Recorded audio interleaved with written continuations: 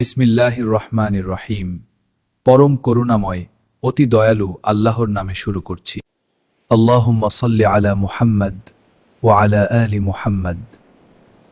অর্থ, হে আল্লাহ, আপনি মুহাম্মদ ও তার পরিবারবর্গের উপর রহমত বর্ষণ করুন। কামা সাল্লাইতা আলা ইব্রাহিম ওয়া আলা আলি ইব্রাহিম। যেমন আপনি ইব্রাহিম ও তার পরিবারবর্গের উপর রহমত বর্ষণ করেছিলেন। ইন্নাকা হামিদুন মাজিদ, নিশ্চয়ই আপনি প্রশংসিত ও মহিমান্বিত। আল্লাহুম্মা বারিক আলা মুহাম্মদ ওয়া আলা আলি মুহাম্মদ। হে আল্লাহ, আপনি মুহাম্মদ ও তার পরিবারবর্গের উপর বরকত দান করুন। কামা বারাকতা আলা ইব্রাহিম ওয়া আলা আলি ইব্রাহিম।